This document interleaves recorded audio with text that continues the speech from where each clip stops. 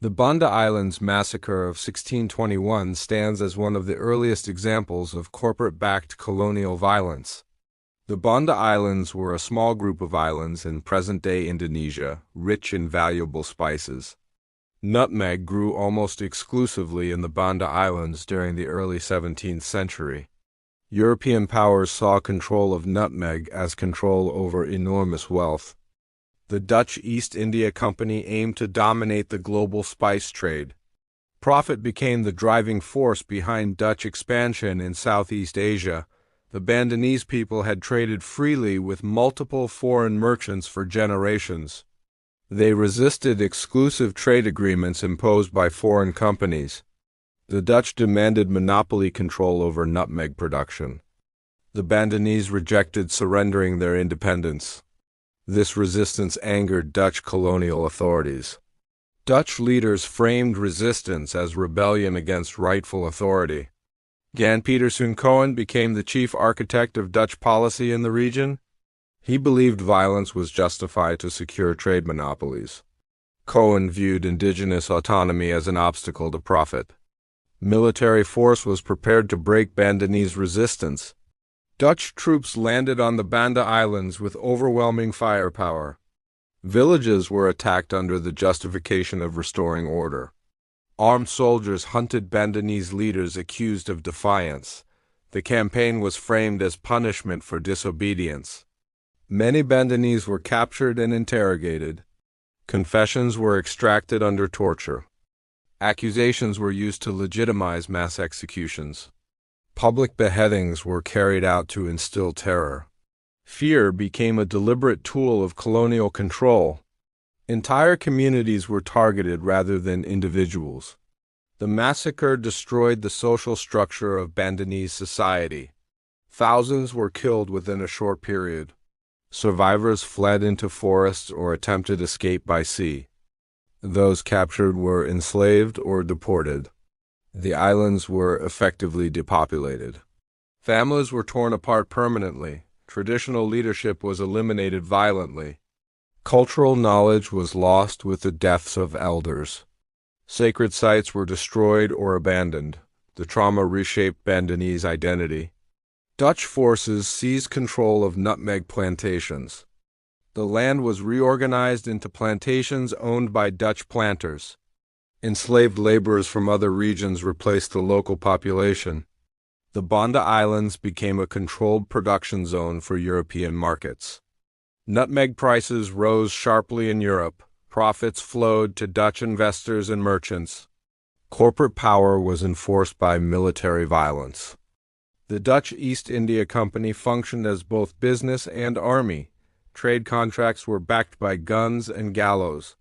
Monopoly replaced free trade through terror. The massacre became a warning to other trading communities. Resistance was portrayed as criminal defiance. European narratives framed the event as necessary discipline. Indigenous suffering was erased from official records. Reports sent to Europe minimized civilian deaths. Corporate leaders celebrated the securing of monopoly. The massacre normalized violence as business strategy.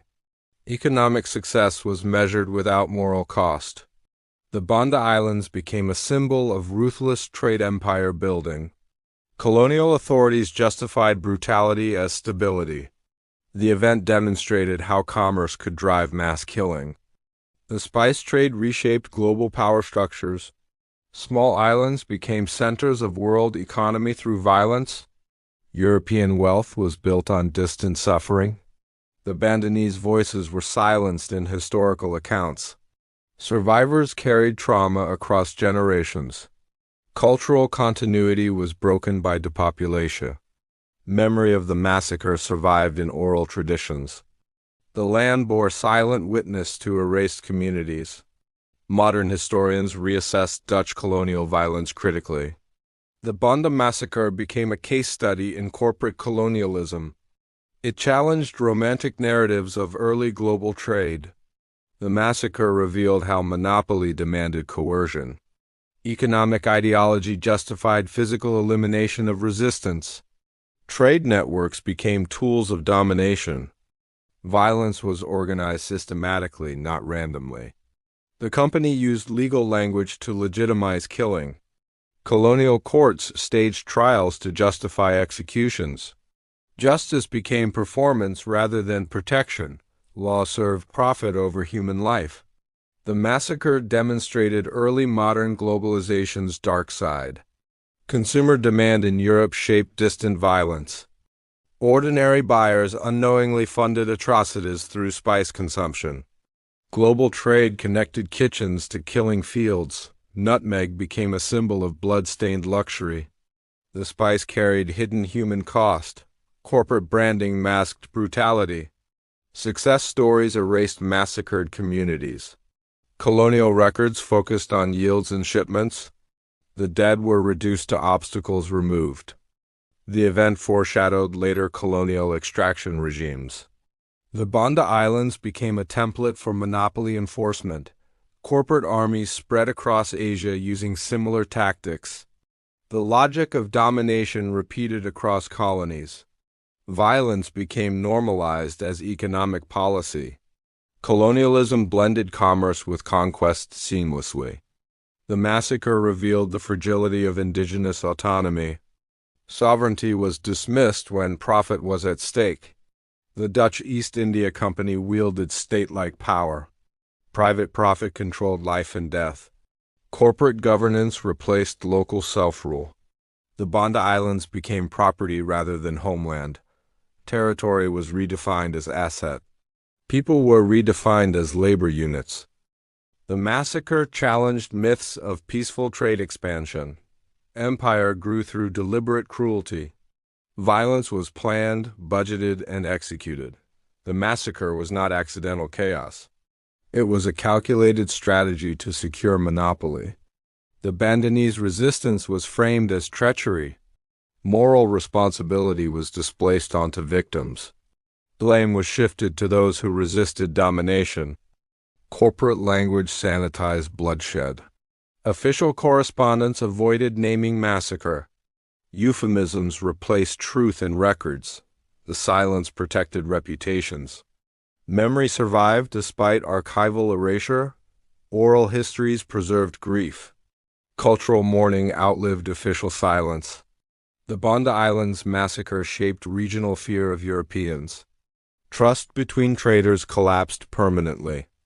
The spice trade lost innocence. Globalization was revealed as violent from its birth. The massacre stands as early warning about corporate power. Private armies operating for profit threaten human life. The event questions moral limits of capitalism. When profit overrides humanity, atrocity becomes policy. The Banda case reveals cost of monopolies.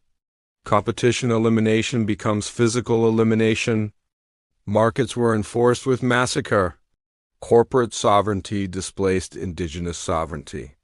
Trade routes became corridors of violence. Commerce became conquest. The massacre reshaped Southeast Asian history. The region's political balance shifted under Dutch dominance. Local autonomy was crushed by foreign monopoly. The island's population was forcibly replaced. Enslaved laborers inherited trauma. Cultural memory persisted despite demographic collapse. The Banda massacre influenced later colonial governance. It became precedent for brutal suppression of resistance. European powers learned violence secured trade advantages. Moral restraint was seen as weakness in competition. The massacre normalized extreme responses to economic defiance. The Bandanese story reframes early modern trade history. It centers victims rather than profits. The massacre challenges heroic narratives of Dutch maritime empire. The Spice Empire's foundation rests on blood. Nutmeg wealth was built on erased lives. The Banda Islands symbolize commodification of land and people. Colonial violence transformed ecology and society. Monoculture plantations replaced diverse local farming. Ecological balance was altered by profit-driven agriculture. The landscape became engineered for export. The massacre reduced cultural diversity along with population. Loss of language and tradition followed depopulation. The islands became economically valuable but culturally emptied. Wealth flowed outward while communities vanished. Memory remains unevenly acknowledged today. Public awareness of Banda remains limited globally. Recognition of massacre challenges national pride narratives. Facing colonial violence disrupts heroic histories. Remembrance honors erased communities. The Banda Islands massacre stands as indictment of corporate empire. It exposes how trade monopolies rely on force. The event reframes early globalization as coercive. Violence underwrote modern consumer culture. Everyday luxuries carried distant suffering. The massacre reveals hidden costs of global markets. Remembering Banda resists historical amnesia. The victims deserve more than footnotes. Their story challenges celebratory empire histories. Memory restores humanity to erased lives. The massacre warns against unchecked corporate power. Profit-driven governance risks repeating such violence. History becomes warning when honestly told. Banda's past speaks to modern ethical trade debates. Consumer awareness connects to historical responsibility. Ethical supply chains confront legacy of colonial extraction. Remembering Banda informs modern corporate accountability. Past atrocities shape present moral frameworks. The massacre teaches limits of market logic. Human dignity must outweigh monopoly profits. The Banda Islands massacre remains a cautionary memory. The story reframes global trade as violent from its roots. Corporate power without oversight breeds atrocity. The victim's silence was enforced by death. Remembering gives them voice across centuries. The massacre reshapes how empire is remembered. History demands acknowledgement of blood behind trade. Banda's tragedy resists erasure. The past informs ethical choices today. The islands stand as memorial to erased communities. The massacre challenges celebratory narratives of commerce. Trade without justice becomes exploitation. Profit without limits becomes violence. Remembering Banda protects against repetition. The story urges ethical restraint and power. Corporate history must include human cost. The Banda Islands massacre stands as moral warning. The spice trade's sweetness hid brutality. Global markets were built on suffering. Memory turns history into responsibility. The Banda Islands massacre remains a permanent reminder of commerce enforced by blood.